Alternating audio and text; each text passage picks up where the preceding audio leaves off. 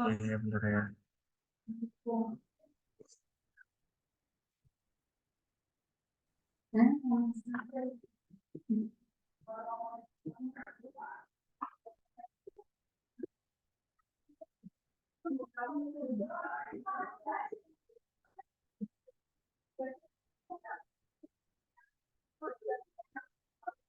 Ya aku izin share screen ya gitu ya.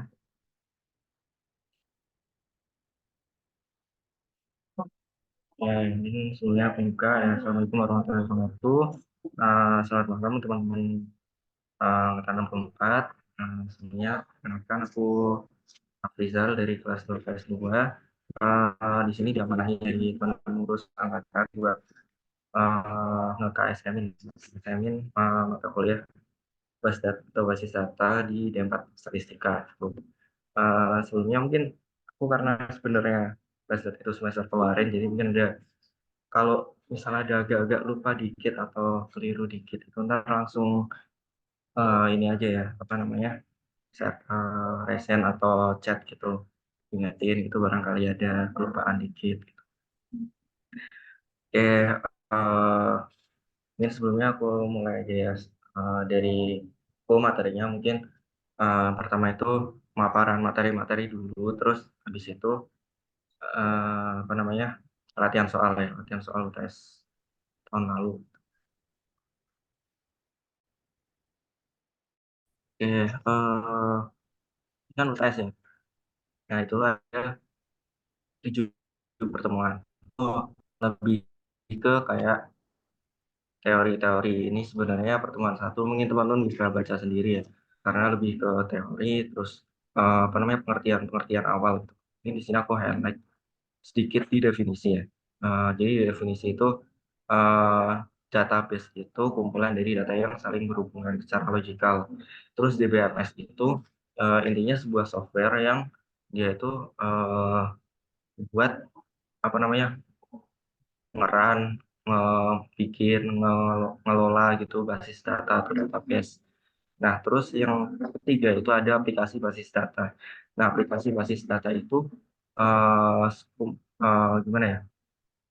Aplikasi-aplikasi yang berinteraksi dengan database gitu. Misal Sipadu buat jadwal perkuliahan. Itu kan di dalamnya ada database ya, ada DPMS. Nah, Sipadunya itu kalau dia yang cuma perkuliahannya aja kayak yang perkuliahan.sipadu.sis.ac.id itu namanya aplikasi basis data. Tapi kalau Sipadu yang beberapa aplikasi, misalnya ada jadwal, ada buat skripsi, ada buat eh, sensi dan lain sebagainya itu dinamain sistem basis data atau database system. Jadi sistem basis data itu kumpulan dari aplikasi-aplikasi basis data di database gitu. Ini contoh penerapan yang aku tadi ngomongin. Terus mungkin pertemuan satu yang aku highlight ini ya, ini lagi tentang kenapa sih kita harus pakai database, nggak yang pakai kayak misalkan kita bisa nih sharing-sharing kayak Google Spreadsheet atau Excel, OneDrive itu kan bisa sebenarnya. Tapi di sini database itu memiliki beberapa keunggulan-keunggulan yang memang apa namanya file biasa itu enggak punya. Contohnya di sini, nah ini kalau semisal pakai file biasa, pakai spreadsheet itu dia lebih susah buat misahin maupun isolate data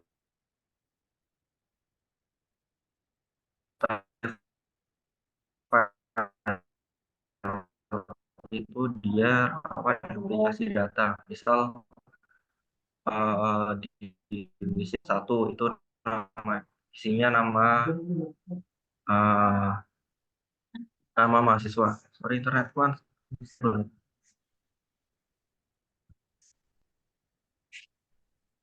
Ya. Misal di sheet satu itu isinya data mahasiswa, itu isinya nomor HP. Terus data kedua itu ada name, nama, alamat gitu misal. Terus di data kedua ada data ini yang salah dan harus di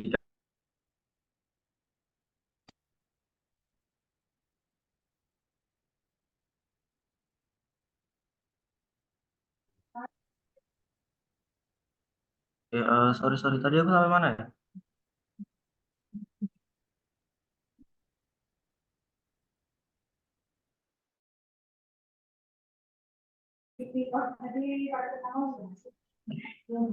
Dan aku izin off cam aja ya biar lancar juga. Nah, uh, ngomongin tadi ya duplikasi data. Misal yang tadi aku ngomongin di sheet 1 itu ada data nama mahasiswa, itu isinya dan NIM, nama sama alamat. Terus di sheet kedua itu ada apa namanya, data presensi, itu isinya NIM, nama mahasiswa sama mata kuliah. Nah, misal ada nama mahasiswa yang kebetulan salah dan itu udah melakukan presensi berpuluh-puluhan kali, itu kan nggak mungkin kan kita ubah satu persatu di sheet presensi itu. Nah, itu keunggulan banget database. Kalau pakai database kita cukup mengganti di salah satu table namanya, itu nanti kita langsung otomatis mengganti di semua data. Terus kalau file itu boros uang, boros waktu, boros ya waktu, terus hilangnya integritas data ini berkaitan dengan konsistenan dan duplikasi data, terus dan lain sebagainya. Ini mungkin minor-minor aja ya. Ya, terus in next yang penting ini nanti bisa dipelajarin di pertemuan-pertemuan selanjutnya.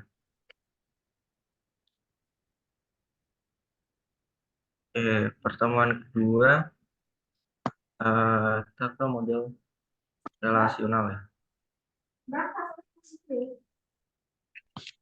Nah, jadi kalau relasional itu dia ke istilahnya kayak hubungan antar tabel gitu ya, tabel relasional.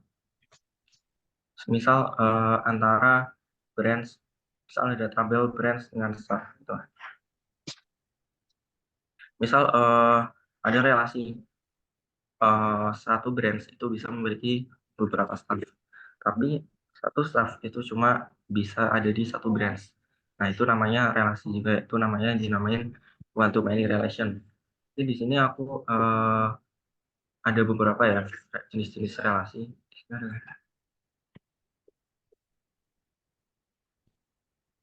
Oke, jadi mungkin bisa aku jelasin aja. Jadi beberapa contoh relasi itu ada one to many. One to many itu ini sebenarnya bisa ditaruh aja kayak one to many, satu ke banyak gitu. Jadi itu tuh kayak hubungan si branch ini sama si staff ini. Jadi one to many, one branch itu many staff. Jadi satu branch bisa punya banyak staff. Bisa juga ada hubungan yang namanya many to many. Jadi misal banyak branch bisa punya banyak staff. Nah, banyak branch bisa punya banyak staff, many to many. Berarti eh, satu branch itu bisa punya banyak staff dan satu staff juga bisa punya banyak branch. Itu many to many. Kalau one to many tadi, terus ada many to one. Many to one itu hubungan antara staff sama branch ini. Jadi satu staff banyak staff itu di satu branch. Many to one itu sama aja kayak one to many. Dibalik-balik nggak apa-apa. Oke, itu ya. Terus contoh domain. Jadi di DBMS terutama yang dipelajari di PostgreSQL itu ada yang namanya domain. Itu kayak matkul kita biasa, domain itu daerah asal atau gimana ya istilahnya, kayak nilai-nilai yang bisa diizinin kan. Ya, ya. Nah, semisal ada kayak tuple biasa kayak gini. Nah, misal ini kan domain ya, di sini dinamain. Terus ini kalau di matematika itu biasanya kodomen atau daerah lawan atau apa. Nah, sama jadi database juga domain itu yang di sini maksudnya nilai-nilai apa sih yang dibolehin database DBMS itu buat sebuah atribut tuh. Misal nih, yes, misal di sini branch no domainnya branch number. Ternyata branch number itu sebuah domain yang mengharuskan apa namanya, user itu menginput karakter size-nya 4, maksudnya ukurannya 4 karakter, range-nya dari antara B001 sampai B1999 gitu. Jadi di luar ini nanti di DBMS itu bakal nge-return atau ngeluarin error gitu sesuai domain. Terus properti relasi ini mungkin teori teoritis banget, bisa dipelajari aja. Terus relational key. Jadi dalam sebuah table itu ada beberapa kayak key ya, terus dipelajari gitu ya. Itu yang pertama itu super key. Super key itu atribut atau kumpulan atribut yang mengidentifikasi suatu relasi secara unik. Misalnya dalam satu kelas, misal satu SD1 gitu, ada yang namanya Afrizal, jenis kelaminnya laki-laki. Kalau emang yang namanya Afrizal dan jenis kelaminnya laki-laki itu cuma ada satu di database itu bisa jadi super key gitu. Jadi super key itu suatu kumpulan atribut yang jika atribut itu disebutkan itu bisa menjelaskan. Kayak tadi, aku Afrizal laki-laki. Kalau emang nggak ada berarti kan eh, si atribut Afrizal sama laki-laki itu bisa menjelaskan dong itu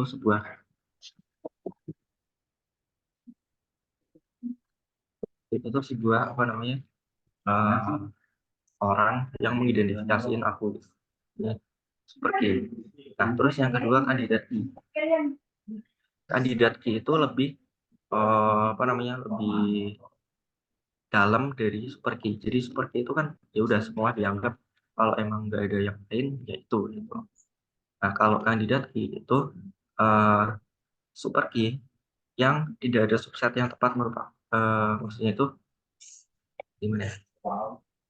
Jadi misal nih tadi itu aku sebutin kan Afrizal laki-laki, tapi ternyata kalau disebutin cuma Afrizal ya itu doang, gak ada Afrizal cewek gitu. Jadi si atribut nama atau Afrizal ini bisa jadi kandidat ini, sedangkan Afrizal dan laki-laki itu jadi super key gitu. Jadi di dalamnya seperti yang ternyata bisa mengidentifikasikan si role itu juga, si identitas itu juga itu dinamain kandidat key. Nah, terus yang terakhir primary key. Sebenarnya semua kandidat key itu bisa jadi primary key. Akan tetapi eh, karena primary key ini cuma satu, jadi bisa dipilih aja dari kandidat key dan itu kita cara POV-nya atau berpikirnya itu cara ke depan ya. Misal tadi Afrizal doang, kan bisa aja kan. Nah, Afrizal itu ada nama lain yang namanya Afrizal, maka ada kandidat key yang lain, misal NIM. Nah, NIM itu nggak mungkin kan orang kembar. Seberapapun berputarnya STIS itu nggak mungkin kan NIM-nya kembar. Jadi yang lebih cocok, walaupun misal di kelas 1 SD1 eh, yang namanya Afrizal cuma satu, tapi yang lebih cocok buat jadi primary key itu NIM, karena sampai kapanpun itu nggak bakal ada yang menggantikan. Nah, terus tambahan yang keempat dan kelima itu alternate key. Ini gampang aja sebenarnya. Alternate key itu semua kandidat key yang bukan primary key itu disebut alternate key. Udah. Gitu. Terus foreign key. Foreign key itu ini nanti dipelajarin di relasional ya.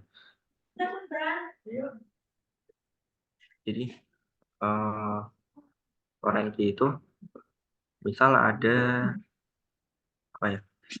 Ada tabel di data mahasiswa. Data mahasiswa ada NIM, nama, terus kelas. Terus ada tabel kelas. Nah, eh, jembatan penghubung antara tabel data mahasiswa dan kelas itu, misal ada kode ID kelas. Nah, ID kelas itu dinamain foreign key gitu. Jadi dia menghubungin antara data mahasiswa dengan eh, data kelas. Terus selanjutnya ini mungkin beberapa ini aja pengertian-pengertian. Nul jadi di sini nol itu bukan nol ya. Nol itu suatu data yang emang kosong, bukan nol. Gitu. Ini terus entity integrity. Jadi entity integrity itu pengertiannya maksudnya itu kayak sesuai namanya aja, integritas entity. Jadi yang dinamakan entity itu dia tidak boleh ada primary key yang nol. Jadi tadi kan ada primary key, sesuatu atribut yang memang bisa uh, mengidentifikasikan suatu identity gitu. Mengidentifikasikan suatu row. Jadi si key-nya itu primary key itu nggak boleh otomatis. Terus referential integrity. Jadi kalau misal ada foreign key, tadi ada data mahasiswa, terus ada kelas. Di data mahasiswa itu ada suatu kolom ID kelas. Misal ID-nya itu satu, satu itu merujuk ke satu ST1. Tapi ternyata di tabel kelas itu nggak ada ID satu. Nah, padahal di data mahasiswa ID kelasnya itu merujuk ke satu. Nah, itu nggak boleh ya. Jadi itu melanggar dari sisi referensial integrity. Jadi integritasnya nggak ada atau dilakukan. Terus yang terakhir general constraint. Ini aturan-aturan tambahan aja. Misal eh, kayak jumlah staff di setiap branch itu nggak boleh lebih dari 10 atau nggak boleh lebih dari 20 itu. Nah, terus view. View ini sebenarnya apa namanya? Kayak misal nih, ada perintah buat kita ngambilin data mahasiswa berdasarkan kelas. Nah, kalau kita tiap misal kelasnya spesifik deh, 1 ST1. Kita mau nyari tuh tiap hari data mahasiswa yang kelasnya 1 ST1. Nah, daripada kita apa namanya? Melakukan query atau melakukan pencarian ke database terus menerus tiap hari, maka ada yang dinamain view. View ini intinya kayak dia menyimpan data. Misal kelas 1, kita nyari nih data mahasiswa yang kelasnya 1 ST1. Ada 37 mahasiswa. Nah, ke 37 mahasiswa itu disimpan atau di-save di yang dinamain view ini. Jadi karena kan jumlah mahasiswa setahun kan nggak mungkin ganti kan, masih kayak gitu terus. Kayaknya disimpan aja di view daripada tiap hari apa namanya, tiap hari dilakukan searching terus. Intinya disimpan. Nanti kalau misal ada update itu baru diupdate view-nya. Itu sesekali aja. Gitu. Jadi tiap hari kita lihatnya view-nya aja yang udah select. Gitu. Itu pertemuan 2. Nah, oke, mungkin lanjut ke pertemuan 3. Pertemuan 3 ini lebih membahas ke entity relationship modeling atau RM. Jadi yang namanya entitas itu ini ya, entitas itu sekelompok objek fisik itu entitas. Entitas atau table itu misal nih ada staff yaitu nama entity type dan row-row-nya yang di dalamnya itu namanya entity occurrence. Jadi occurrence. Nah, ada yang namanya strong entity dan weak entity. Misal strong entity itu misal ada suatu entitas yang bisa berdiri sendiri tanpa ada entitas lain, itu dinamakan strong entity. Misal ada entitas mobil, entitas data mobil dan entitas data apa namanya, entitas data roda, roda gitu. Mobil ke roda itu dinamakan strong entity karena nggak mungkin ada data mobil kalau semisal nggak ada data roda gitu. Jadi itu strong entity. Nah, weak entity ini atau biasa disebut child atau dependent atau subordinate itu kebalikannya. Jadi rodanya ini itu weak entity karena nggak ada mobil pun roda ini masih tetap ada entity-nya, entitasnya. Oke, ini tuh ya strong entity sama weak entity. Terus eh, ini pengertian aja sebenarnya kalau sunset type dan occurrence. Jadi kalau type itu relasi dua atau lebih jenis entitas. Kalau occurrence itu dia bisa diidentifikasikan secara unik. Itu aja sih bedanya. Terus Nah, ini tingkat hubungan relasi, ini ada biner, ya udah hubungan antar dua tabel aja. Terus ternary, hubungan antar tiga tabel. Di sini misal antara staff, client, dan branch. Terus kalau quaternary itu hubungan antara empat tabel. Udah sih sebenarnya nggak ada bedanya. Bedanya di jumlah tabelnya aja yang berrelasi. Terus recursive atau unary relationship. Misal nih ada eh, data orang, data apa ya? Data mahasiswa ya, data mahasiswa. Terus ada data asisten dosen. Asisten dosen kan juga mahasiswa. Nah, si asisten dosen ini berarti berelasi atau berhubungan dengan si mahasiswa itu juga. Itu yang namanya rekursif. Jadi ada data mahasiswa, di dalam mahasiswa itu ada asisten dosen. Itu rekursif. Terus kita sama dengan beberapa hubungan. Ini misal ada hubungan antara staff dengan branch. Staff itu memanage branch dan branch itu mempunyai staff. Itu sih, itu aja sebenarnya yang kita sama dengan beberapa hubungan. Terus jenis atribut ini teori sebenarnya, dan ini itu aja kayak kandidat key, primary key, composite key. Ini bisa teman-teman baca sendiri, ini dihafalin aja. Nah, terus, nah ini yang tadi aku ngomong, struktural constraint. Ini one to one. Ada one to many, many to many.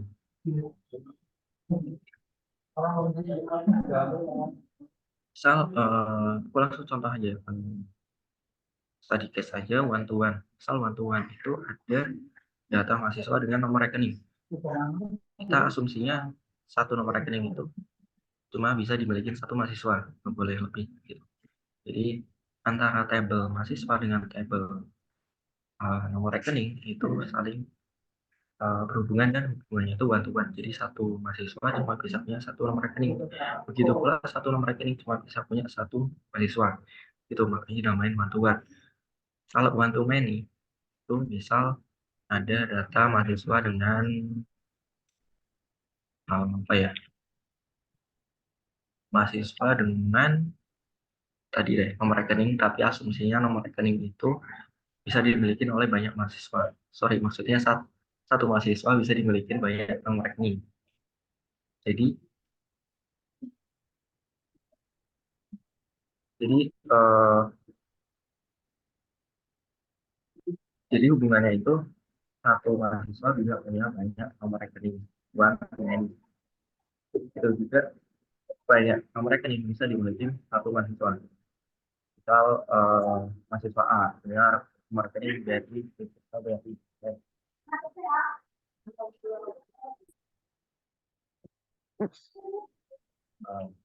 Kalau dari income satu mahasiswa bisa punya BCA BRI BRI. Nah, itu juga BCA BRI BRI yang ya tiga itu bisa dimiliki mahasiswa.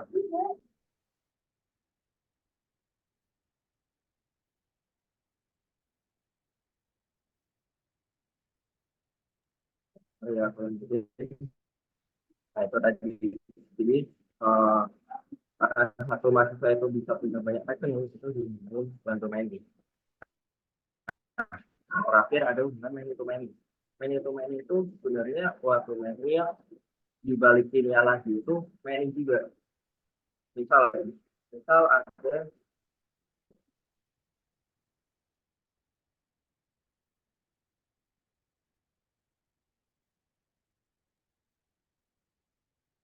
misal eh, ada data mahasiswa dengan mata kuliah.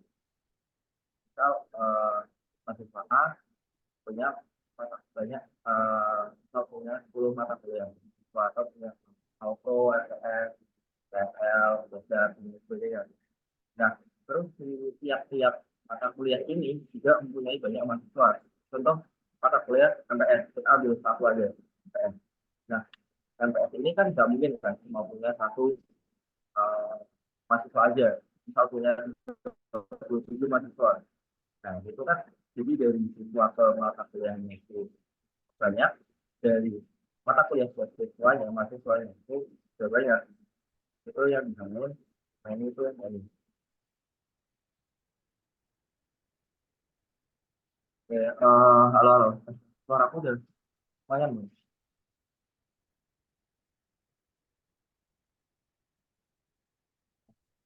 Oke, ya,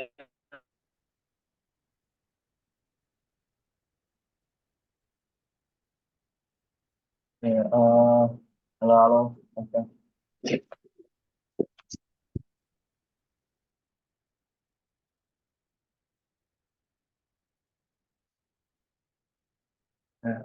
Tes, tes.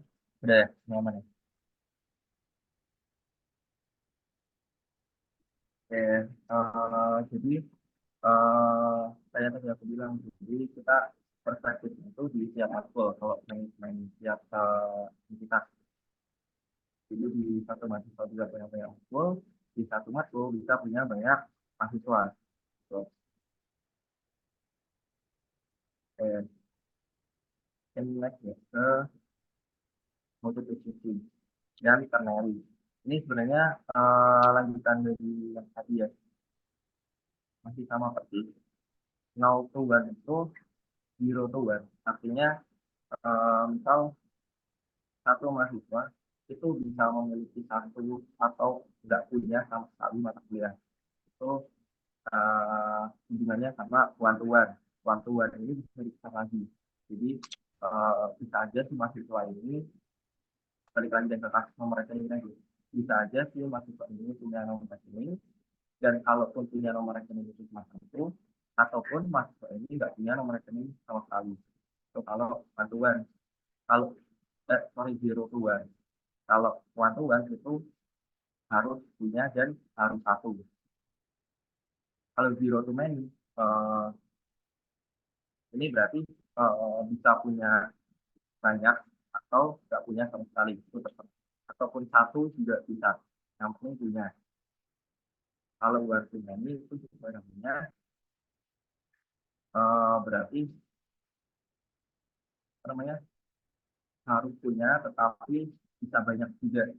Tuh, ini dan lain-lain, ini 5 sampai 10, ini custom sebenarnya juga. Terus participation dan cardinality constraint. Jadi partisipasi dan kardinalitas itu sebenarnya lebih ke menentukan apakah semua atau hanya beberapa entiti saja yang partisipasi. Jadi misal ada antara staff dan band gitu ya. Kalau yang berpartisipasi kan ini tentu keduanya ya, all brands are managed. Tetapi karena di sini ternyata si brand itu boleh nggak punya staff, jadi apa namanya, brand ini bisa punya staff atau enggak. Makanya di sini partisipasi dari brandnya itu opsional. Jadi kalau staff itu harus punya brand, tapi kalau brand itu boleh punya staff atau enggak. Jadi kalau staffnya itu uh, participation consent, kalau brandnya itu opsional. Kalau kardinalitas itu lebih ke menunjukkan jumlah maksimumnya. Kayak tadi, misal zero to one, berarti maksimalnya ada satu, kardinalitasnya satu. Atau juga misal membantu menu, jadi kardinalitasnya menu. Nah, nih, nah ini misal ada beberapa permasalahan-permasalahan ya di apa namanya, ketika kita menghubungkan suatu table gitu. Ya, bentar. Ini wait 1 menit ya, aku benerin mikrofon dulu.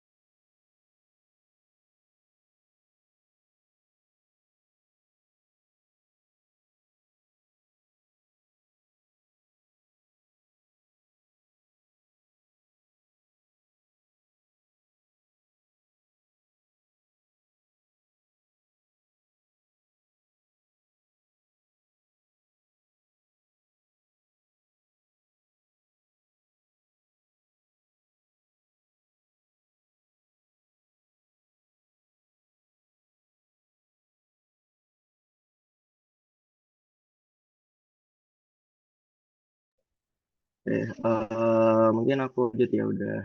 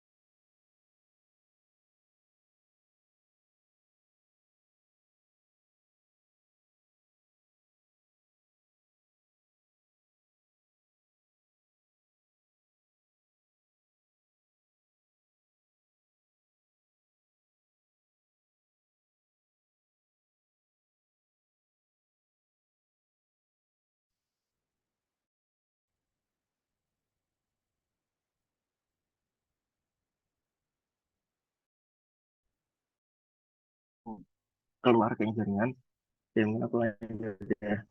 Masih ke permasalahan ketika kita ngebangun relasi dari beberapa table. Nah, permasalahan ada dua sebenarnya, ada fan trap sama SM trap. Sesuai namanya ya. Yang pertama itu fan trap. Fan trap itu eh, mau bikin si DBMS-nya itu bingung atau ambigu. Ini tuh dari yang mana nih? Asalnya dari mana? Misal ini staff itu punya divisi. Nah, eh, terus di dalam divisi ini punya brand. Jadi gambarannya itu dalam satu brand punya beberapa divisi dan di dalam divisi itu punya beberapa staff. Nah, ini kan berarti gambarnya gini ya. Staff, misal ada di staff. Nah, kita ini, ini bingung. Ini itu dari SG 7 atau SA 9 gitu. Jadi DBMS-nya itu ragu atau bingung di sini. Tuh. Nah, cara ngatasin fan trap itu gimana? Itu ada yang namanya restructuring gitu. Jadi bukan eh, di staff yang punya banyak divisi, divisi yang mau dilakukan dan berhasil. Ini jalannya lulus-lulus aja nih. Kayak, ya nggak ada kebingungan atau keambiguan salah satu entitas atau table. Jadi ambil satu ya ini berarti menuju ke brand 07 gitu.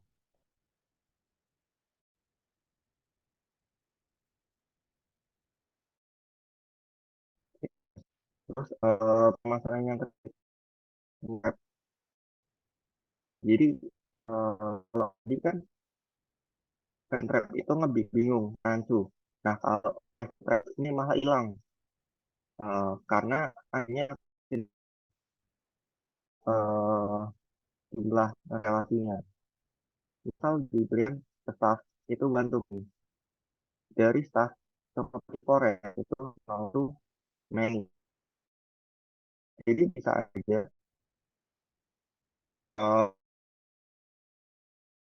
007 itu punya staff 9, tetapi dia nggak punya properti foreign gitu. Yang seharusnya ini punyanya 007 juga brandnya. Nah, ini karena ada hilang apa namanya hilangnya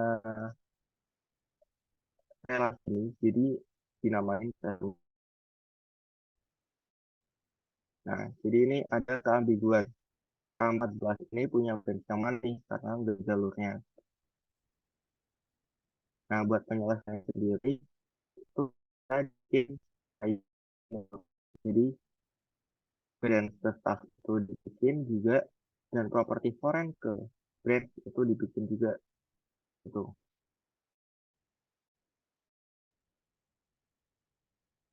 Sorry, kalau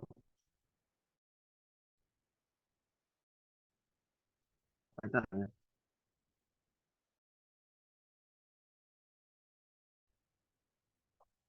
ya, bismillah deh. Nah, ini ya, jadi eh apa namanya solusinya itu dibikin seperti ini. Jadi properti foreign ini lebih jelas. Misal PG36 itu ya punyanya brand B03, punyanya brand 007. Terus PL94 itu punyanya B005.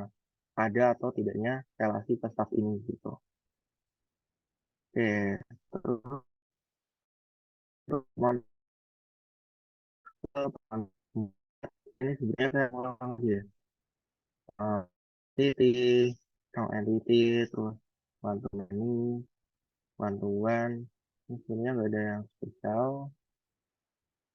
Rekursiv one to one kayak tadi yang apa namanya antara siswa dengan aktor. Terus superclass atau subclass.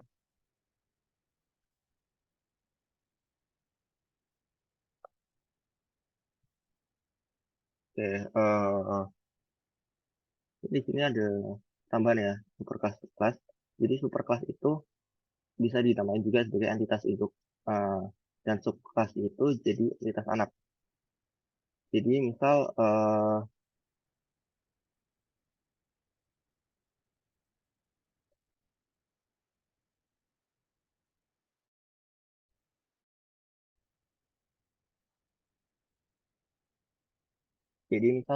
kayak yang tadi ya, antara data mahasiswa dengan nomor rekening.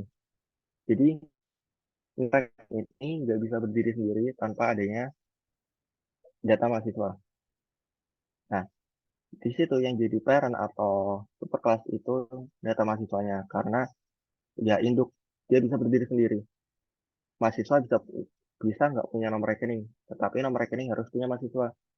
Makanya yang subclass atau child entity atau entitas anak itu nomor rekeningnya dan superclassnya itu data mahasiswanya gitu.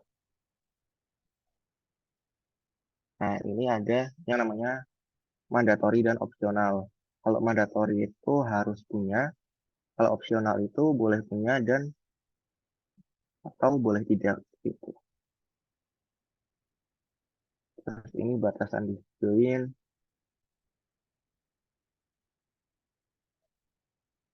terus many to many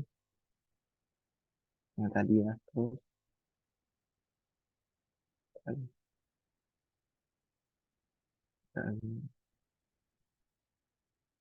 nah, ini ada jenis hubungan kompleks. Hubungan kompleks itu buat relasi baru untuk merepresentasikan relationship dan sertakan atribut apapun yang merupakan bagian dari relasi. Misal, eh, ada antara relasi, ada entitas staff, brand, dan klien. Nah, staff, brand, dan klien itu apa namanya kegiatannya atau aktivitasnya itu meregistrasi. Nah, makanya kita bikin entitas baru namanya registration. Itu di dalamnya untuk menampung siapa aja yang register atau mendaftar gitu. Jadi staff siapa yang melayani pendaftaran, terus brand mana yang jadi tempat pendaftaran dan klien mana yang mendaftar itu disimpan di dalam entitas baru guna menampung relasi tadi gitu. Cuman kalau ini gunanya kalau one to one kan ya udah kan antara dua entitas. Nah ini biasanya buat entitas yang lebih dari dua gitu. Nah terus yang ke-9 itu multi value attribute. Multi value attribute itu misal ada apa namanya? Ini lebih ke one to one sih sebenarnya. Jadi Yang tadi aku bilang ya, lagi-lagi data mahasiswa dengan nomor rekening. Anggapannya ini contoh brand itu data mahasiswa, telepon itu nomor rekening. Karena eh, adanya proses bisnis atau bisnis proses yang mengharuskan nggak nomor rekening itu dibikin entitas terpisah aja, jangan digabung sama data mahasiswa. Makanya antara data mahasiswa dengan nomor rekening itu dipisah dan di apa namanya disambungkan atau direlasikan dengan misal NIM gitu ya. Jadi di data mahasiswa ada NIM, di nomor rekening ada NIM juga gitu. Tuh. Terus pertemuan kelima. Pertemuan kelima itu sebenarnya normalisasi.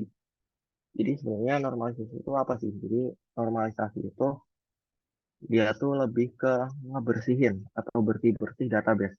Jangan sampai database yang kita bikin itu berserakan atau berantakan atau nggak konsisten gitu. Jadi di normalisasi itu sebenarnya ada 6 tahap yang mulai dari uniform, first, second, third, CNF, dan fourth. Tetapi normalnya cuma sampai di ini aja sih.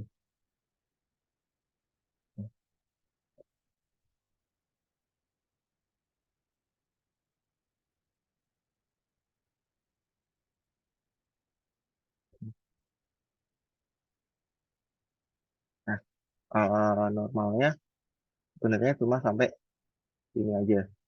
Jadi uniformly form, terus first normalized form, second normalized form, third normalized form.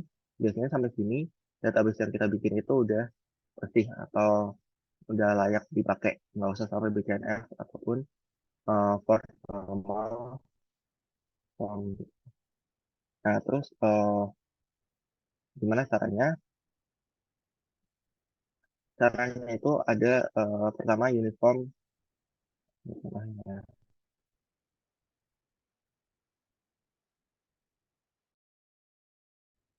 Nah, nah ini kalau buat UNF ke first normal form itu jadi pertama kan data itu anggapannya itu dari beberapa formulir formulir. Tapi kalau kita data yang hasil listing, hasil apa namanya, kayak wawancara gitu sebenarnya sudah masuk first NF. Jadi UNF itu biasanya data-data yang diperoleh dari form yang emang kayak beberapa, nah ini, nah, ini.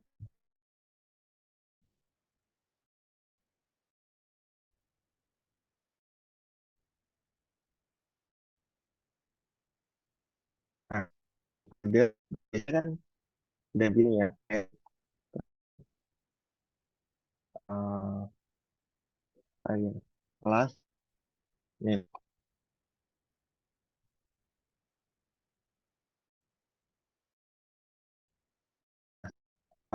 contoh misalnya kalau kelompok itu kan berapa kan nilainya satu aja dulu ini. Nah biar gampang kan ini. Kalau satu ST tuh, satu satu ST dua, satu ST tiga. Nah biasanya kan di merge merge gini kan. Jadi si row kelas ini yang satu ST satu ini kan punya dua berdua. Ini yang dinamain bentuk anormalized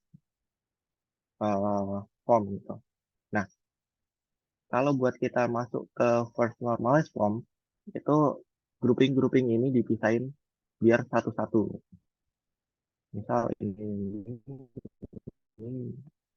anggap aja datanya sama lah ya. Itu satu ST. Satu, nah ini dibentuk satu ST satu lagi. Kedua, satu ST tiga, satu ST tiga. Itu. Jadi, walaupun ini berulang-ulang, nggak apa-apa dulu. Daripada bentuk grouping gini, nanti susah. Makanya, dibikin first normalized form. Nah, terus yang second normalized form. Dari first normalized form ke second normalized form itu ngebuang yang namanya partial dependency. Jadi eh karena di sini ini aku jelasin ya partial dependency dan transitive dependency. Kalau dari second ke third itu nggak ilangin transitive dependency. Soalnya ada contohnya. Nah, ini yang tadi aku bilang ya. Jadi kalau URL sama Lightform, ini ada klien no yang punya dua properti ini. Jadi kita bentuk kayak gini, jadi satu-satu gitu. Jadi CR76 ini ditulis dua kali di sini dan di sini. Tuh. Nah, terus,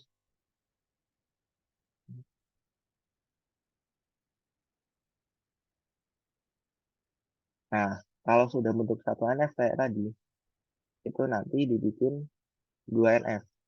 Dua NF itu menghilangkan adanya partial dependency.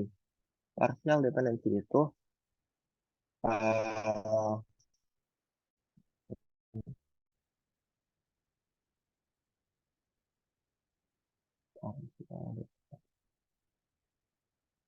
nah, misal jika A dan B bisa lebih dari satu atribut dari suatu relasi R, B dikatakan fully functional dependent kepada A jika B fungsional dependent kepada A, tetapi B tidak fungsional dependent pada subset manapun dari A. Misal nih, dari staff, no, dan S6, itu bisa menjelaskan branch no. Jadi misal kita sebutin SL21 dan John White, itu kita bisa menganalisis SL21 dan John White itu berasal dari branch no mana. Kalau misal bisa, itu dinamain fungsional dependency. Akan dependensi dulu. Terus kita anggap itu tuh dependensi dulu. Terus kita analisis lagi. Ternyata tanpa kita nyebutin F9, kita nyebutin staff no aja. Jadi ini sebenarnya bisa dihapus. Kita nggak misal sebut SL21. SL21 langsung kita tahu. Dia di branch B005. Nah, berarti yang SL21 dan John White itu dinamain partial dependency. Dan yang barusan aku sebut, yang staff-nya aja, itu disebut uh, full functional dependency. Gitu. Jadi sebenarnya nggak usah disebutin SNM-nya pun udah menjelaskan loh ngapain harus disebutin lagi SNM-nya gitu. Nah itu yang dilakukan di second NF ke first NF ke second NF. Jadi ngehilangin adanya partial dependency, ngehilangin yang seharusnya nggak perlu gitu. Nah misalnya uh,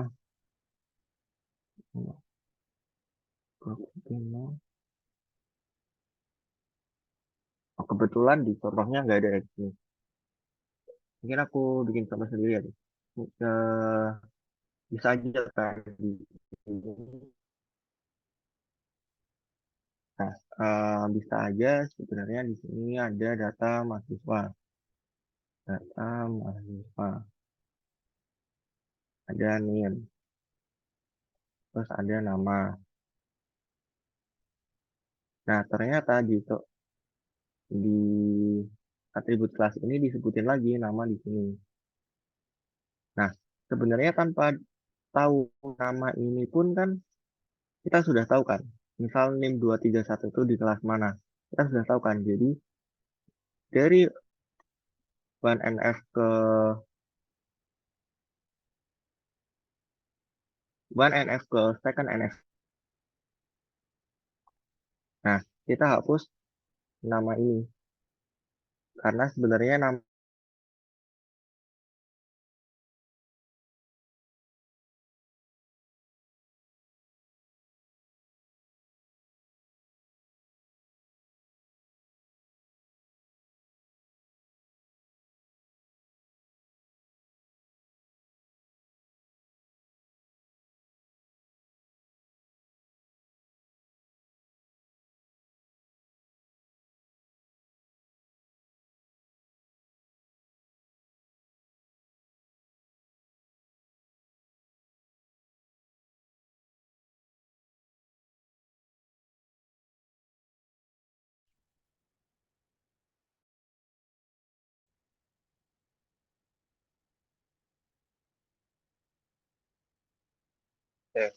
aku lanjutin ya.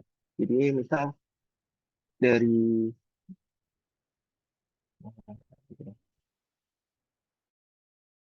misal di sini ada database. Hmm, nama ini pakai data ini gitu ya.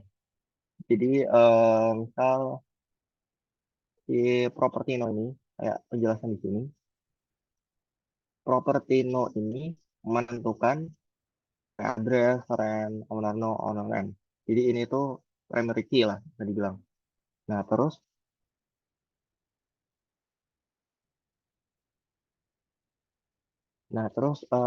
owner no ini bergantung juga ke owner name.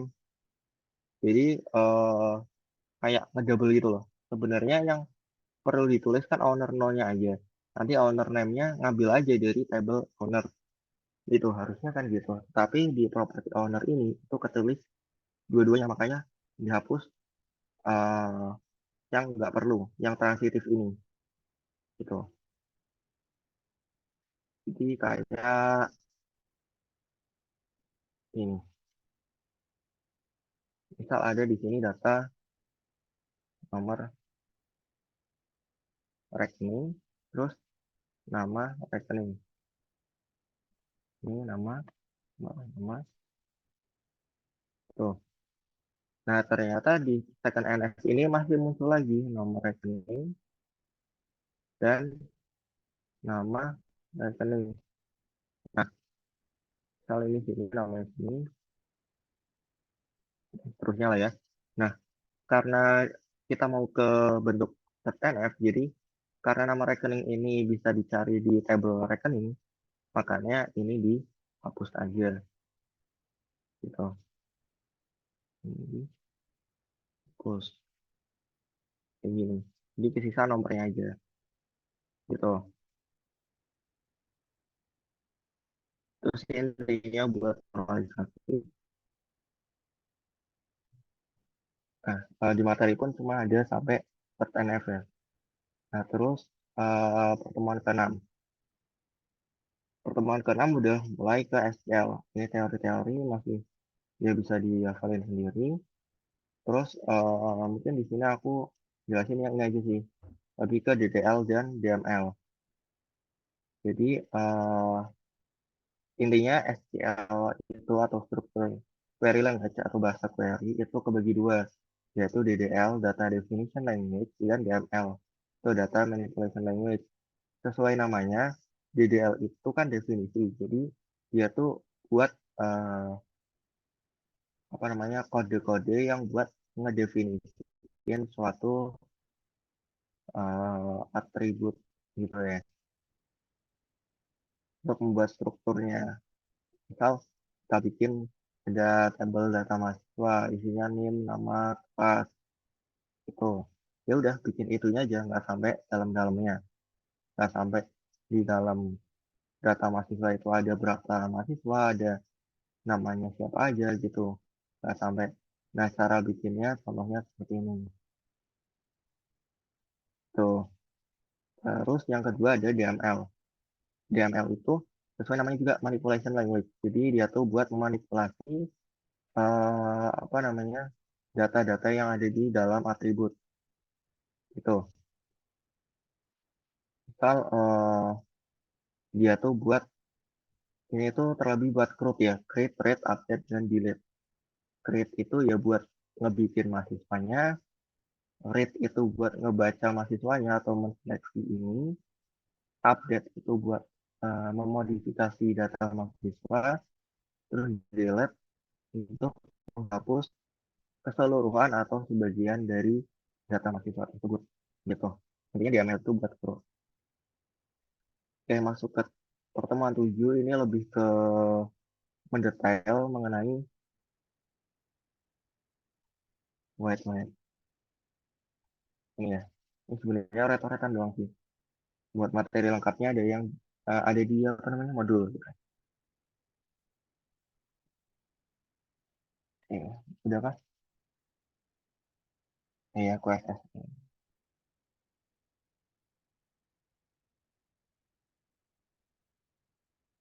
Oke. Eh, Masuk ke halaman 7 ini membahas lebih detail ke DDL atau Data Declaration Language. Jadi buat tipe datanya ini kayak Alpro ya sebenarnya ada beberapa tipe data yang ada di SQL sama kayak bahasa pemrograman lainnya juga. Ada boolean itu buat true false, karakter itu buat misal satu huruf doang karakter gitu ya. Terus bit, exact numeric, float, get, float itu buat koma, numerik buat angka, date itu buat dia bisa waktu, bisa date time, bisa tanggal. Terus ada interval mungkin berapa sampai berapa gitu.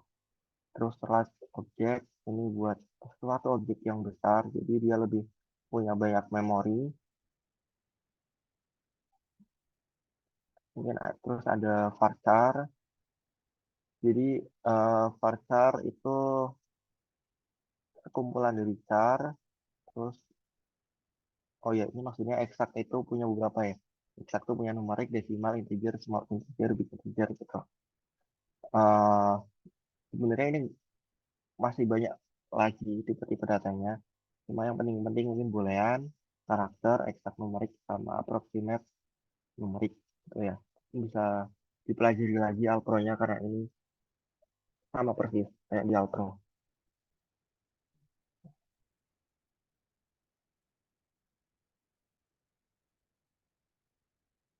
Oke.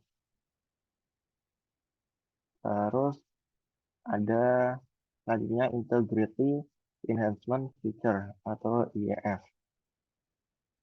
Ini ada beberapa kontrol-kontrol integritas buat database. Kalau di pertemuan satu atau dua tadi itu cuma ada domain integrity, tapi di DTL ini sebenarnya ada banyak integritas-integritas yang lainnya yang harus dipatuhi. Ini ada 5 jenis integritas. Yang pertama itu integritas yang mengharuskan data itu diisi atau sesuai. Misal ada data mahasiswa, NIM sama nama itu wajib diisi. Tetapi golongan darah itu nggak wajib diisi. Nah, ketika pendefinisian itu berarti NIM sama nama itu didefinisikan not null. Jadi dia boleh kosong. Tetapi kalau golongan darahnya itu apa namanya boleh kosong. Nah, di defaultnya ketika kita nggak mendefinisikan itu sebenarnya nullable atau boleh kosong. Jadi kalau kita pengen suatu atribut atau ya atribut itu nggak boleh kosong, itu kita harus sebutin. Misal eh, nama is not null. Nama nggak boleh null. Kalau kita semua sebutin nama doang, itu sebenarnya nama nggak bisa nggak diisi gitu. Terus batasan domain. Ini kayak yang tadi di pertemuan dua atau satu gitu. Ini jadi ada batasan-batasan domain yang dibikin. Misal seks atau jenis kelamin itu harus M atau F, male atau female. Nggak boleh F, nggak boleh Z, nggak boleh A gitu. Itu namanya domain integrity. Terus entitas integrity. Entitas integrity sama kayak yang tadi. Jadi suatu entitas itu diharuskan punya primary key. Primary key itu otomatis is not null, nggak boleh null itu. Dan harus unik primary key. Terus referential integrity. Ini juga yang tadi aku sempat singgung juga. Jadi suatu foreign key itu harus punya padanannya, harus punya rujukannya gitu. Terus batasan assertion atau buat penegasan aja. Misal di setiap brand itu nggak boleh staffnya lebih dari 10. Tuh. Nah, terus masuk ke selanjutnya ini buat sintaks-sintaks di dalamnya. Jadi bisa create theme, create domain, alter domain, create table, alter table, create view, drop theme. Ya tenang aja, buat di SQL ini bahasanya lebih manusiawi ya kayak bahasa Inggris biasa. lebih susah outro sih kata aku mah. Ini lebih ke kayak ya udah create table, nama tablenya apa, terus atributnya apa aja, terus dalamnya apa aja. Di sini mungkin aku jelasin ini ya. Jadi di sini itu intinya dia create table, membuat table yang namanya property foreign, yang di dalamnya punya satu 2 3 4 5 atribut. Atribut pertama namanya property no, dia didefinisikan sebagai varchar maksimal 5. Terus dia not null, nggak boleh kosong. Terus ada atribut rooms, dia tipenya small integer, dia nggak boleh kosong juga. Kalaupun dia nggak diisiin, ini ada nilai defaultnya yaitu 4. Misal kita ngisi nggak ngisi nih room apa gitu. Nah, oh belum masuk ya. Ini di modul ST. Oke, berarti mungkin aku skip aja. Berarti belum sampai DDL ya. Oke, berarti mungkin materinya sampai ini ya. Sampai tadi. Gitu. DTL buat pengetahuan-pengetahuan aja nih barangkali ada. Karena,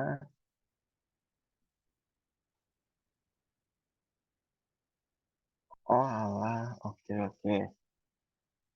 Jadi aku kecewahan ya jelasinnya. Jadi ya itu buat pengetahuan aja barangkali keluar gitu. Oke. Ya, mungkin materinya sampai itu aja sih karena barusan dibilang juga katanya DDL itu belum masuk.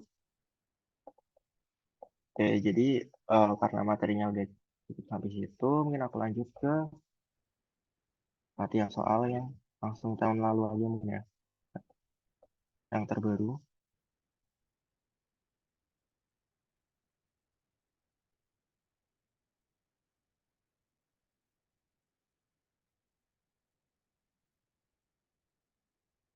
Kedua, ketiga. Nah,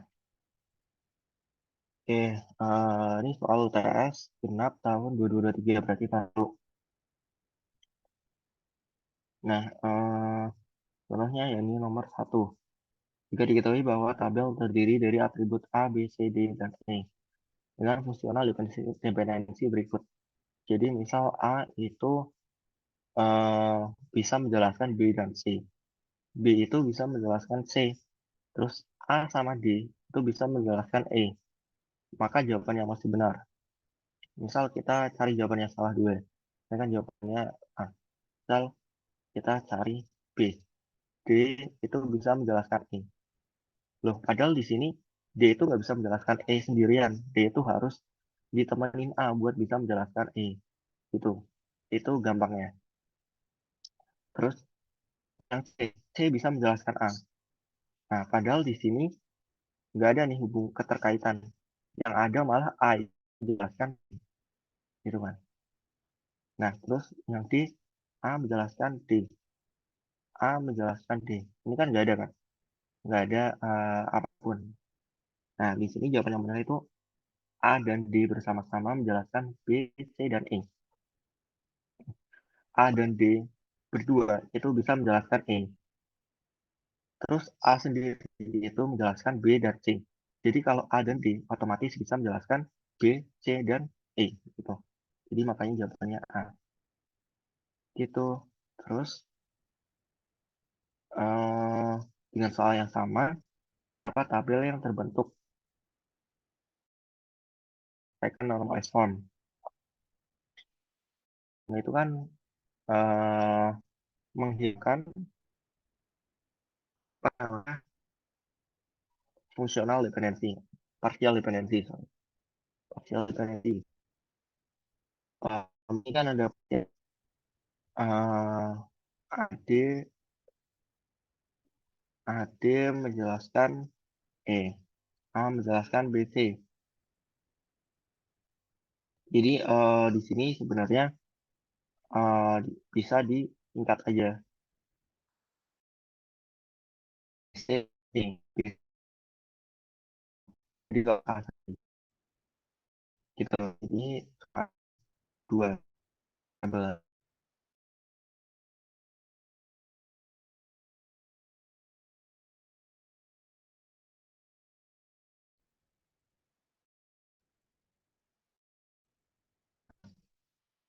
Oke, soal merupakan fungsional dependensi parsial. Fungsional dependensi berarti eh, A itu kan menjelaskan B, tapi ini menjelaskan B. Sedangkan sebenarnya itu kan dari B eh,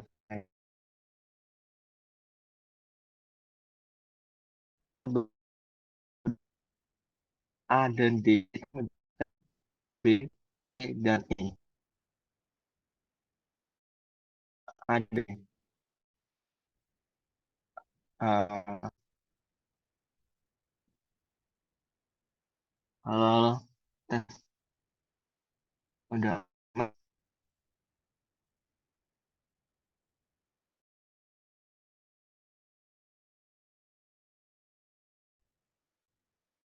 Mungkin aku ngerti ini fungsional dependensi. Jadi kan B itu kan sudah di C itu kan sudah dijelaskan oleh B sendiri. Terus A dan D itu sebenarnya belum dijelaskan karena C itu dijelaskan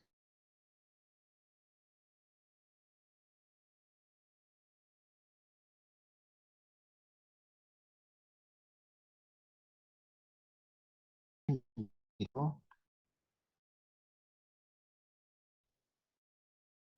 sebenarnya nanti menjelaskan C gitu.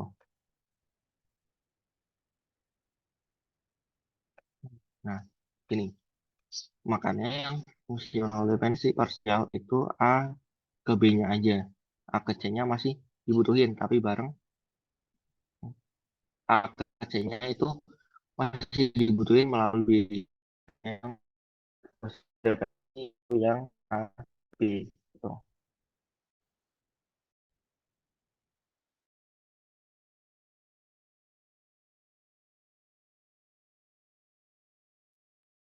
Ya, hal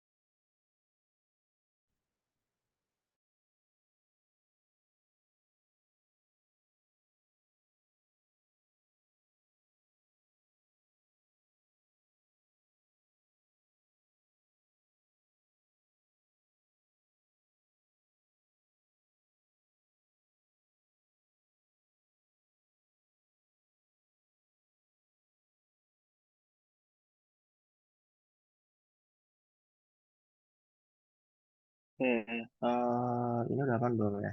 Udah aman deh.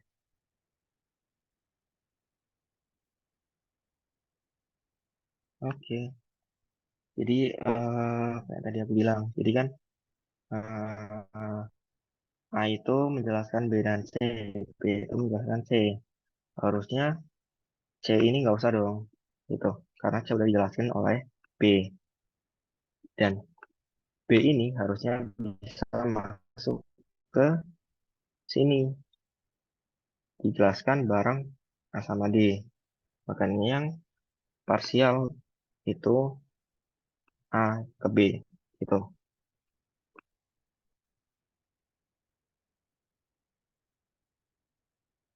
Oke, empat.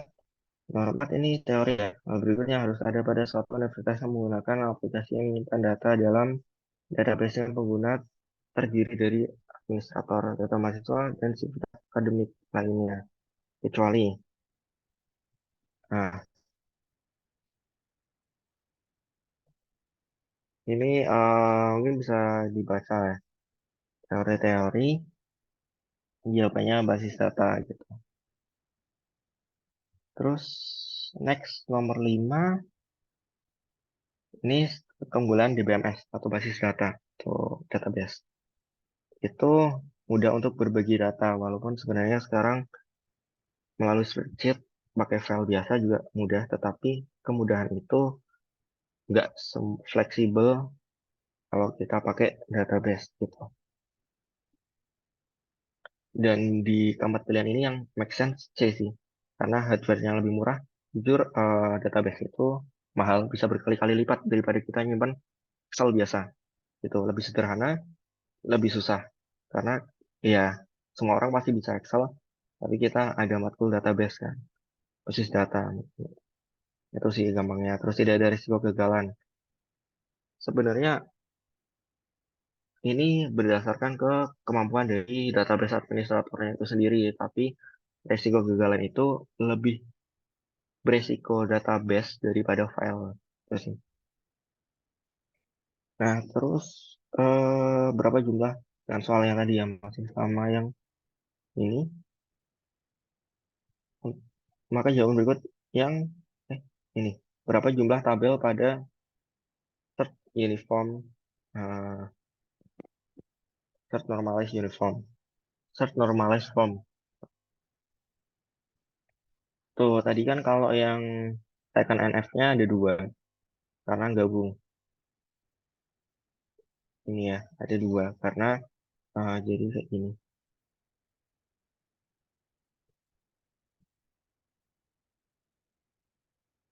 Ada database yang B menjelaskan C, ada A dan D menjelaskan B, C, dan E. Nah, ini aku jelasin di sini aja. Ini kan 2NF. Nah, tapi di sini ada transitif. Di sini AD menjelaskan B dan C, sedangkan B itu menjelaskan C. Makanya perlu kita pisah nih. AD itu menjelaskan B-nya aja, terus E. Terus B-nya sendiri menjelaskan C. Gitu. Terus di sini udah ya, berarti AD menjelaskan E, A menjelaskan B.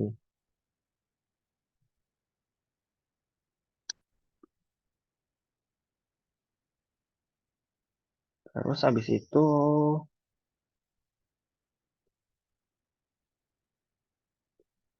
B. Nah, karena di sini ternyata eh, A sendiri itu bisa menjelaskan B, C, makanya kita cari solusi nih, biar kan bisa aja B itu gimana, gini ya. Misal ada orang pengen nyari B, tapi dia nggak tahu D. Padahal harusnya bisa nih nyari B tanpa tahu D. Gitu. Makanya di sini harus ada A menjelaskan B. Ini dihapus. Gitu. Dikembaliin lagi di third normalized formnya. Sesuai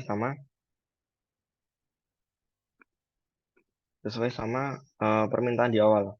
Nah, kalau udah third normalized form itu kita cocokin sesuai soal. Misal soal A menjelaskan B sama C. Nah, di startnya ini kan A menjelaskan B, B menjelaskan C. Jadi dengan A bisa menjelaskan B dengan C. Gitu. Terus B menjelaskan C, B menjelaskan C. Udah. Terus A dengan D menjelaskan E, A dengan E menjelaskan E. Udah. Berarti jawabannya 3 di third normalized form gitu. Gitu. Terus next nomor 7. Nomor 7 itu transitif. Transitif sesuai tadi. Ini A menjelaskan B, B menjelaskan C. Itu kan transitif ya, kayak nyambung gitu. Nah, makanya jawabannya transitifnya itu B menjelaskan C. Ini, ini B menjelaskan C itu transitif dari A menjelaskan B. Gitu. Oke, terus next nomor 8. Dalam entitas mahasiswa terdapat nama yang terdiri dari nama depan dan nama belakang. Bagaimana penggambaran atribut tersebut pada model data logis atau logical? Ya, karena logical itu lebih mendekat ke apa namanya? Ke sistem database-nya atau DBMS. Nggak mungkin kan kita misal pengennya itu nyimpannya nama depan dan nama belakang, tapi satu atribut. nggak mungkin. Makanya dijadikan dua atribut. Atribut nama depan sendiri, atribut nama belakang sendiri. Nanti pas dipanggil itu baru di kayak di plusin gitu. Nama depan plus nama belakang. Oke, next nomor 9. Apakah relasi kedua tabel pada gambar dibuat on update cascade dan on delete no action? Apa yang terjadi jika salah satu baris pada tabel lokasi dihapus? Dibuat, nah ini on update cascade. Maksudnya itu misal eh, si buku ini kan merefer ke lokasi. Dia ada kode lokasi. Apa yang terjadi ketika kode lokasi ini berubah? Misal ada buku A, itu kode lokasinya satu. Satu itu di rak timur. Terus ganti nih kode rak timur itu ke nomor 2. Karena di sini perintahnya on update cascade, maka di buku yang tadi buku A itu kode lokasinya berubah jadi 2. Nah, terus on delete no action. On delete no action itu maksudnya misal ada buku yang tadi buku di kode lokasinya satu dan satu itu kode lokasi dari rak timur. Ketika rak timur itu dihapus, tetapi masih ada buku yang kode lokasinya satu, itu nggak bisa no action, nggak bisa itu error gitu, karena masih ada buku itu. Nih, kode lokasi pada tabel terhapus dan kode lokasi yang bersesuaian pada tabel buku tidak terhapus gitu.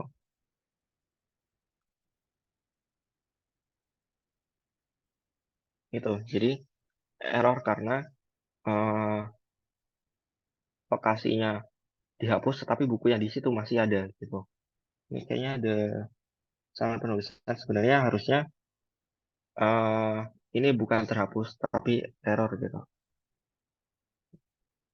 Oke, terus next nomor 10, di dalam relasi mahasiswa terdapat atribut umur yang merupakan hasil penghitungan yang melibatkan current date dan atribut tanggal lahir. Nah, ini tuh namanya kayaknya tadi nggak ada di materi ya. Itu derivatif atribut atau atribut turunan gitu. Jadi atribut turunan itu bisa didapatkan dari beberapa kayak misal penjumlahan, pengurangan, selisih gitu. Nah, ini kan current date atau tanggal sekarang dikurangi tanggal lahir. Tuh, makanya derivatif atribut itu. Terus kalau composite itu ya kayak atribut yang punya beberapa value. Kalau multi value itu satu apa namanya? Satu key atau satu kan atribut sih, apa namanya? Satu kolom itu bisa punya multi gitu. Misal nomor telepon 1, 2, 3. Kalau single ya biasa, atribut biasa. Terus next, apabila seorang dosen harus mengajar paling tidak satu kelas dan maksimal mengajar 3 mata kuliah yang berbeda, maka kardinalitas. Nah, di sini karena pilihan yang nggak ada harusnya kan paling tidak satu dan maksimal 3 itu kan 1,3. Harusnya itu kalau kita cari jawaban yang lebih tepat banget itu 1,3. Maksudnya dosen itu harus mengajar 1 sampai 3 kelas. Tapi karena di sini pilihannya kayak gini, jadi kita pakai many-nya aja. Karena nggak mungkin kan nol, berarti dosen nggak boleh ngajar. Kalau satu itu berarti dosen harus mengajar tepat satu. Kalau 3 itu dosen harus mengajar tepat 3. Kan jawaban yang paling masuk akal itu yang many. Oke, ini teori juga nomor 12. Proses normalisasi itu dalam logical. Nah. Oke, terus next, batasan di sebuah entity occurrence hanya dapat menjadi anggota di salah satu subclass. Itu namanya disjoint. Ini juga teori banget. Dihafalin aja yang pengertian-pengertian gini. Nah, terus nomor 14, suatu tabel yang memiliki foreign key, maka di dalam foreign key tersebut harus merujuk pada salah satu nilai kolom. Ini maksudnya nggak boleh nol gitu ya. Nah, ini namanya referential integrity. Tadi aku bilang, jadi harus ada yang dirujuk, nggak boleh kosong gitu. Terus next, nomor 15. Nomor 15 itu istilah dalam terminologi model relasi yang dapat menjelaskan karakteristik tiap tuple sehingga unik. Nah, kata kuncinya di sini, unik, satu sama lain. Udah pasti key gitu. Kalau nggak key, primary key, super key gitu. Karena di sini jawabannya cuma ada key, jadi ya jawabannya key gitu. Kata kuncinya di unik tadi. Terus ini juga teori Entity Relationship Model atau ER. Itu intinya buat menjelaskan entitas dalam suatu perusahaan organisasi. Jadi di IR-nya itu nanti ada entitas apa aja yang dibutuhin, terus relasi-relasinya gimana antar entitas. Itulah tujuan awal adanya IR model atau Entity Relationship Model. Tuh. Terus next, nomor 17. Berikut adalah properti yang digambar, kecuali. Nah, ini juga teori di IR itu harus ada kardinalitas, relationship, tipe, dan constraint-nya. Kalau entity type itu nggak perlu ada. Terus tujuan relationship model kecuali.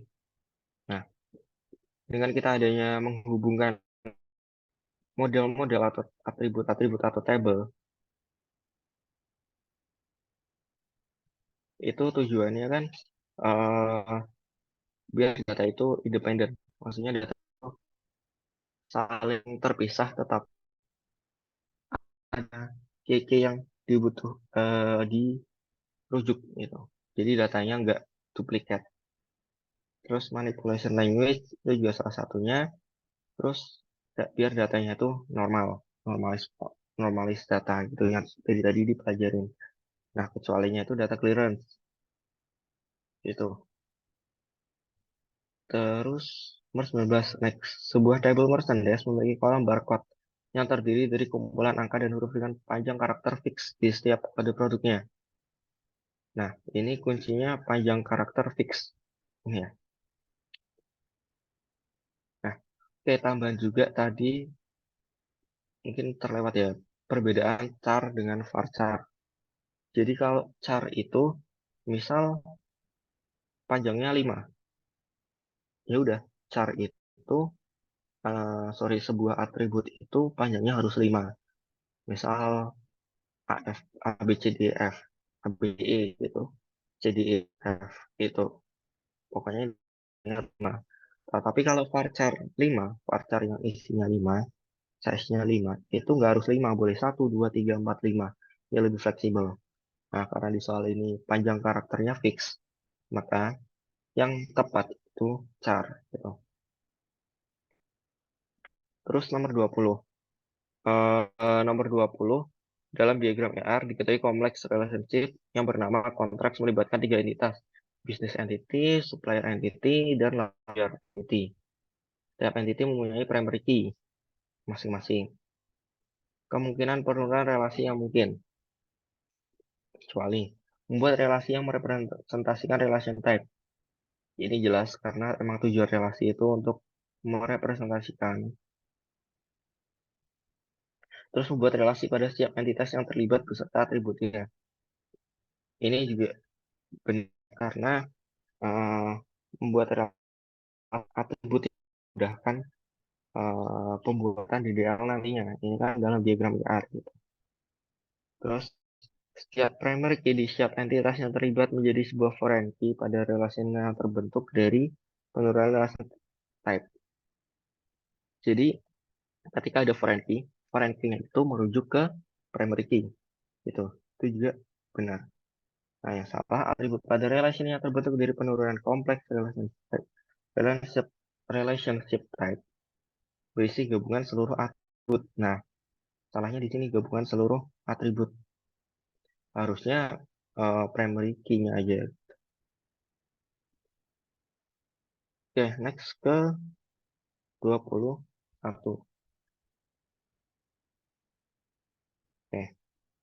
21 dalam tabel harta pegawai itu ada kolom total kekayaan panjangnya segini. Nah, ini eh, lebih tepatnya pakai desimal ya, karena ini kan nggak yang butuh banyak banget, dia cukup presisi di 4 aja. Makanya di sini pakainya desimal dan 16. 16 itu maksudnya ini kan dia 1, 2, 3, 4, 5, 6, 7, 8, 9, 10, 11, 12. Nah, buat sorry ini sebenarnya harusnya ini 12 ya. Ah, nah, harusnya 12 karena ini kan yang di depan itu sebelum komanya ada berapa angka, setelah koma itu ya udah setelah komanya berapa. Oke, benar.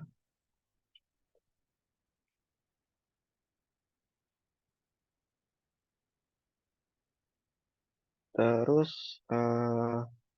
next ke nomor 22. Sebuah operasi data manipulation menghasilkan output satu degree relation atau satu sudut, gitu ya.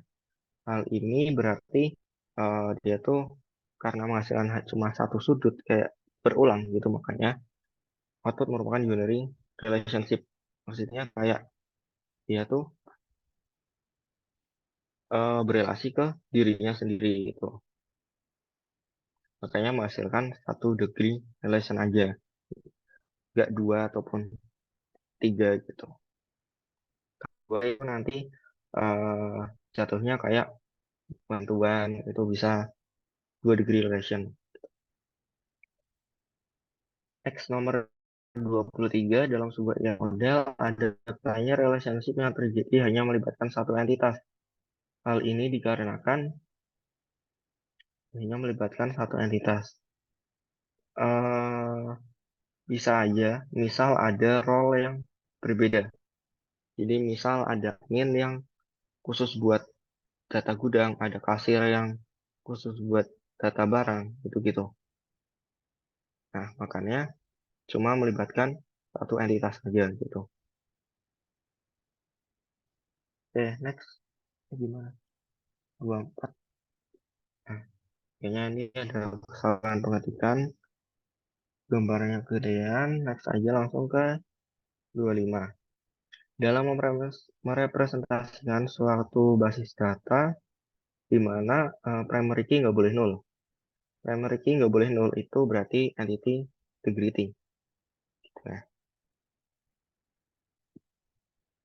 Nah, fungsional X ke fungsionalitas berapa? Oke, nomor 26 fungsionalitas DBMS kecuali. Nah, kecuali itu DDL itu pasti, DML pasti. Akses terkon akses terkontrol pada database itu kan ya emang fungsinya DBMS kan, maksudnya buat mengakses suatu database gitu.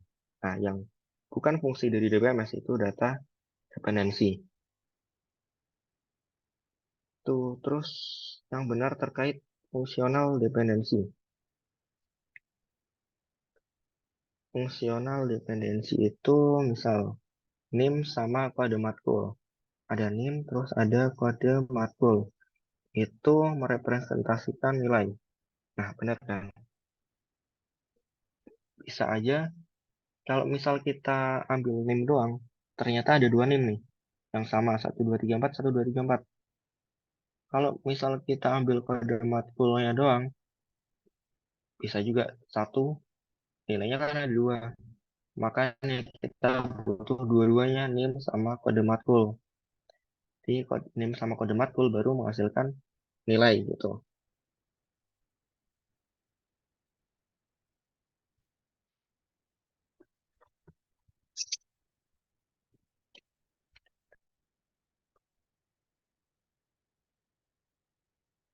Oke, semoga sudah aman.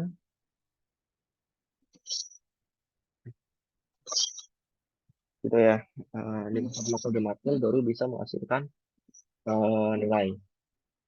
Nah, misal jawaban yang lain, name menghasilkan kode matkul, kode status, nilai. Nah, kan ini name-nya ada dua nih. Makanya ini nggak mungkin. Jadi fungsional dependensi gitu. Terus itu juga name menghasilkan nama, nomor HP, dan lain sebagainya. Intinya dengan name doang itu kan nggak bisa menjelaskan. Nah, name pun kembar dengan primary key itu harus unik. Makanya name itu butuh bantuan lain. Nah, terus yang di name kode matkul, kode status menghasilkan nilai. Nah, ini eh, fungsional dependensi, tetapi ini maksudnya kayak name sama kode matkul juga sudah cukup. Makanya jawaban yang paling benar itu yang A. Tuh. Nggak perlu ada kode status karena dengan name dengan kode matkul pun juga sudah berbeda-beda, sudah unik. Oke, next ke transitive dependency. Kode status ke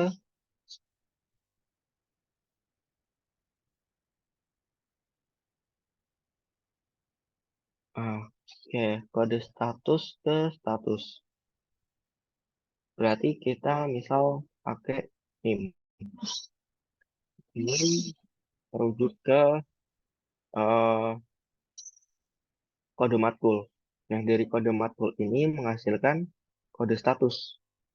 Nah, kode status ini menghasilkan status. Nah, itu kan saling menghasilkan gitu ya. Maksudnya sini transitif.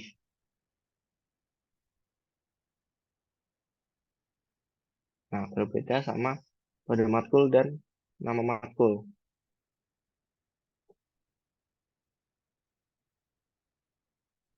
Gitu. Terus, mungkin yang lain juga agak aneh ya kode matkul nama matkul nilai. Jadi sebenarnya di teori aja intinya yang saling menghasilkan gitu melalui apa. Nah, next ke nomor 29. Pernyataan yang benar terkait properti relasi. Siap serelasi berisi tepat satu nilai atomik atau tunggal. Siap serelasi, nah dengan adanya relasi seharusnya boleh nggak tunggal gitu. Terus nama atribut dalam suatu relasi tidak boleh sama, tetapi jika berbeda relasi boleh sama. Ini harusnya relasi itu nggak boleh sama ya. Maksudnya kalaupun relasinya sama itu atributnya harus beda. Terus yang C, nilai dari suatu atribut semuanya boleh berasal dari domain yang berbeda. Boleh, misal ada tiga domain, domain nomor HP, domain nama, dan domain kelas. Di atribut itu bisa juga kan berasal dari ketiga domain itu gitu. Gitu. Terus ini sebenarnya teori-teori aja peran dalam lingkungan database yang menyeluruh aturan bisnis. Ini berarti logikal ya, dia lebih ke nyentuh ke DBMS-nya gitu. Logikal ya. Ini teori-teori mungkin bisa dibaca, diperkuat lagi. Kekurangan ini pun kurangan berbasis file, kecuali harusnya kompleks. Karena file itu nggak kompleks. File itu lebih ringan, lebih jauh, lebih kompleks di BMS. Terus jika A dan B adalah atribut harus lebih dari satu masing-masing dalam relasi R, B disebut memiliki dependensi fungsional terhadap A. Jika dan hanya jika tiap nilai A memiliki asosiasi dengan sebuah nilai dari B. Gitu. Eh, Atribut harus lebih dari satu masing-masing dalam relasi R. B disebut dependensi fungsional terhadap A jika dan hanya jika nilai A memiliki asosiasi dengan sebuah nilai di B. Ini eh, sebenarnya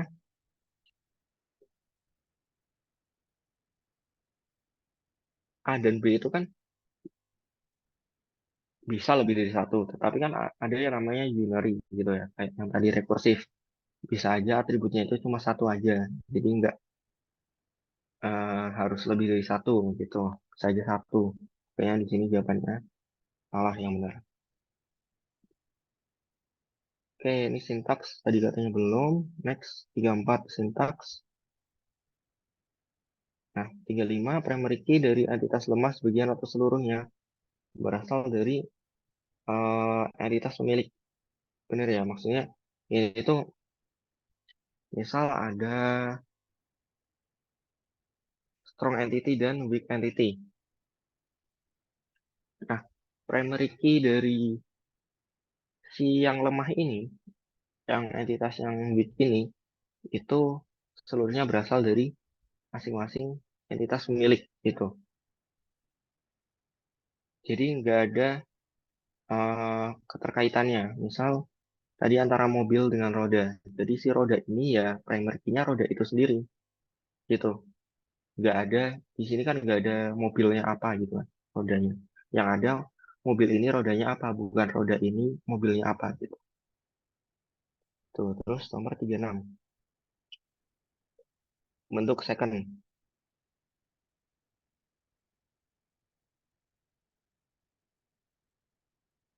Oke, bentuk second yang perlu dilakukan. Berarti second itu kan tabel sudah dalam norma pertama itu harus, karena ini pembuatannya harus urut, nggak boleh langsung loncat. Terus menentukan atribut yang memiliki ketergantungan dengan eh, nilai dengan atribut lain, atau intinya B sama C itu sama sih. Intinya menghilangkan partial dependency, ini beda kalimat aja. Nah, yang enggak itu yang transitif, karena transitif itu dia dari kedua ke tiga, second ke third gitu. Makanya yang kecuali itu yang D. Terus nomor 37. Jika primary key tabel B adalah nomor order dan kode buku. Jadi ini dan ini. Jadi primary key. Maka dependensi yang ditemukan pada atribut nama supplier, nomor order dan kode buku itu menjelaskan nama supplier. Karena di sini nggak ada misal nih nomor order doang, nggak mungkin kan menjelaskan nama supplier. Karena bisa aja nih PO2 sama supplier PT sembarang, PO2 PT sembarang, PO1 PT asal sama nih sama PO3 PT asal. Nah, makanya di sini harus ada butuh bantuan lain, itu dari kode buku. Nah, karena ada bantuan lain dan ini unik, PO1 AIS B01, PO3 AIS H01, nggak ada lagi kan. PO3 AIS H02 gitu, H01 gitu di sini. Nah, makanya karena ini jadi unik dan ininya pun juga jadi bisa menjelaskan, itu namanya fungsional penuh gitu. Next, ke nomor 38. Nah, nomor order dan kode buku ini menghasilkan judul. Oke, nah sebenarnya judul ini kan cuma keterkaitan sama kode buku. Nomor ordernya misal, kode bukunya AIS B01, judulnya Accounting Information System. Mau dia nomor ordernya P01, P03, P02, ya judulnya tetap itu kalau kode bukunya AIS B01. Makanya di sini dinamain dependensi parsial. Jadi ada loh atribut, salah satu atribut aja yang bisa menjelaskan judul, nggak harus nomor order dan kode buku gitu.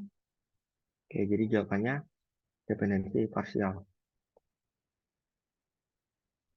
Nah, next nomor terakhir, nomor 39. Oke, nomor 39 hasil pemetaan relasi dari entitas mahasiswa berikut. Nah, ini kan ada name, primary key, berarti name, nama, alamat. Nah, alamat ini karena multi value dan dijadiin database, maka ya udah sebutin aja jalan, kecamatan, kabupaten, kota, ke pos. Alamatnya nggak usah, karena alamat ini ya udah diwakili sama keempat ini. Ini nama, jalan, kecamatan, kos, kode pos, jenis kelamin, nomor telepon, email kampus, email reguler. Jadi jawabannya yang B. Oke, mungkin ini buat esai bisa dipelajari ya. Ini lebih ke RD sama melengkapi sih. Betul. Oke, mungkin cukup sekian dari aku paparan materinya. Nah, aku cukupkan sampai sini. Mohon maaf kalau ada kesalahan kata atau kesalahan ataupun kata-kata yang kurang berkenan. Aku cukupkan aku sampai sini. Terima kasih buat atensinya dari teman-teman. Mungkin aku balikin lagi ke moderator. Wow, keren banget nih penjelasan dari Warahmatullahi wabarakatuh. Waalaikumsalam warahmatullahi wabarakatuh. Terima kasih buat Afrizal atas materinya. Untuk selanjutnya itu ada sesi tanya jawab. Jadi bagi teman-teman yang mau bertanya, boleh via chat atau raise hand. Ditunggu sampai 9.54.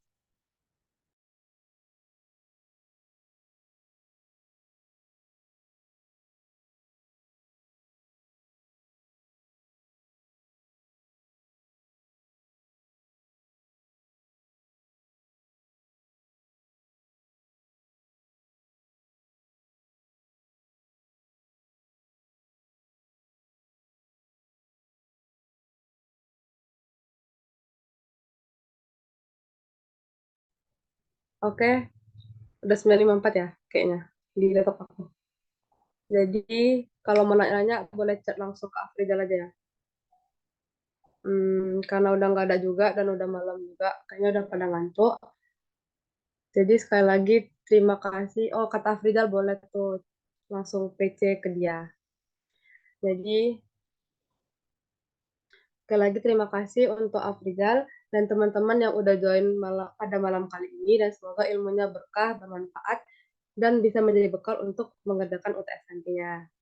Karena tadi di awal dengan doa, maka sekarang kita ditutup sama doa. Tapi jangan keluar dulu ya, ada dokum. Oke, doa dimulai.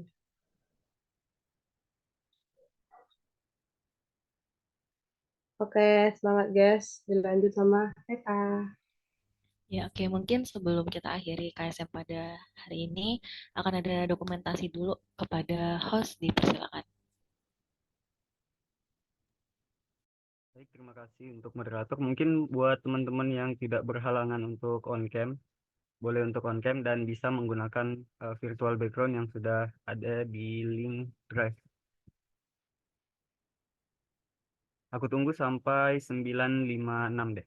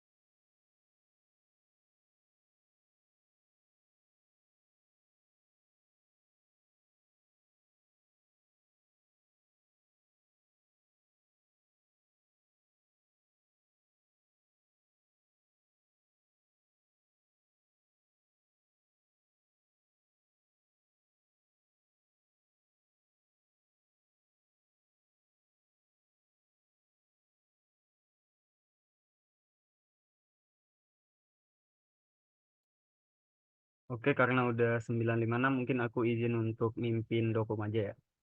Ya mungkin gaya bebas yang pertama. Oke, 1, 2, 3.